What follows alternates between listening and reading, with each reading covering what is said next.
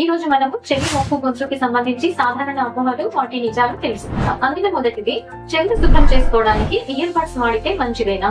కాదండి. నిజానికి ear buds వాడటం వలన చెవిలో ఉండే సున్నితమైన చర్మానికి గాయమని సమస్య ఇంకా పెరిగే అవకాశం ఉంటుంది.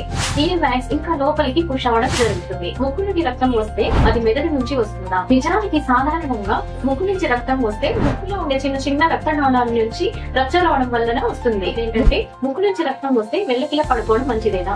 నిజానికి ముక్కు నుండి రక్తం వస్తే తల ముందుకి వంచి వేళ్లతో ముక్కుని 5 నిమిషాలు మూసి పట్టుకొని నోటితో శ్వాస పీల్చుకోవడం మంచిది.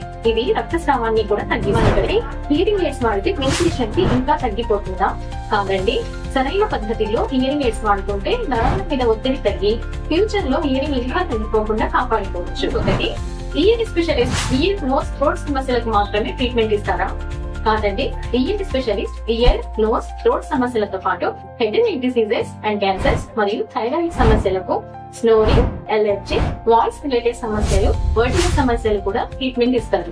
ఇంకొకటి, గొంతులో స్వరం మారితే క్యాన్సర్ ఒకటే కారణమా? నిజానికి వాయిస్ చేంజ్ అవ్వడానికి ఇంకా చాలా కారణాలు ఉండవచ్చు. చెవిలో సమస్య ఉంటే మాత్రమే చెవిలో నొప్పి వస్తుందా? నిజానికి ఒక్కొక్కసారి పట్టి నొప్పి, థ్రోట్ పెయిన్ ఉన్నా కూడా చెవిలో నొప్పి వచ్చే అవకాశాలు ఉంటాయి.